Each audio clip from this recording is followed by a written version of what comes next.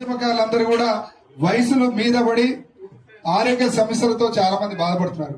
69 ఉద్యమకారులు అయితే చివరి దశలో ఉన్నారు. వాళ్ళందరూ కూడా అందరూ 70-80 సంవత్సరాలు దాటి చివరి దశలో ఉన్నారు.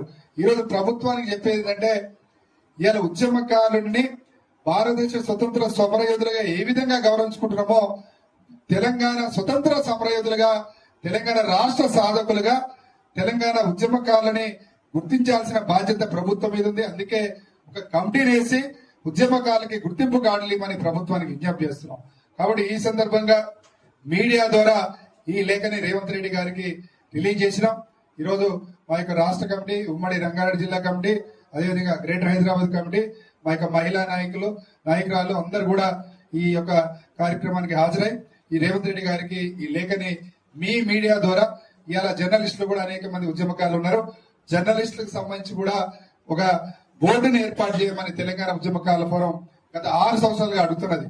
జర్నలిస్టుల సంక్షేమం కోసం, మరీ ముఖ్యంగా ఆ రోజు తెలంగాణ ఉద్యమంలో తెలంగాణ జర్నలిస్టులు సీమాంధ్ర మీడియాలో పనిచేస్తున్నప్పుడు కూడా తెలంగాణ వాదం కోసం, తెలంగాణ రాష్ట్రం కోసం ఆ రోజు ఉద్యమాలు చేయడం జరిగింది.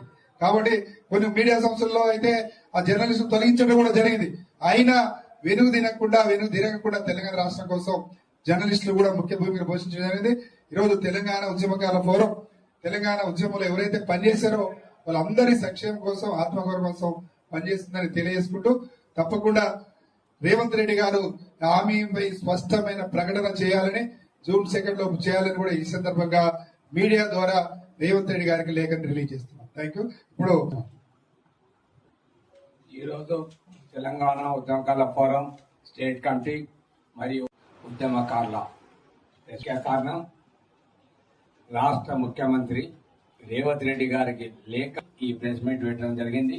దానికి ఫార్మేషన్ డే జూన్ 2025 నాడు మరియు కమిటీ గాని వేయాలని, లేని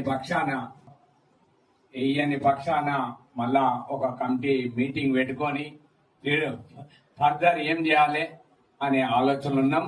కాబట్టి ఆలోచనతో ఉన్నాం. మీరు ఖచ్చితంగా 2 నాడు ప్రకటిస్తారని ఆలోచన చేస్తున్నట్టు మళ్ళా జిల్లా కమిటీలన్నీ జై తెలంగాణ.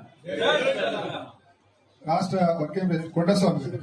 హైదరాబాద్ డిస్ట్రిక్ట్, రంగారెడ్డి డిస్ట్రిక్ట్ అందరూ ఇక్కడ ఉద్యమకారులు వచ్చిన వాళ్ళందరికీ, డాక్టర్ శ్రీనివాస్ గారికి ప్రజలకు మేలు జరిగే కార్యక్రమాలు ఇదివరకు జరగలేదు.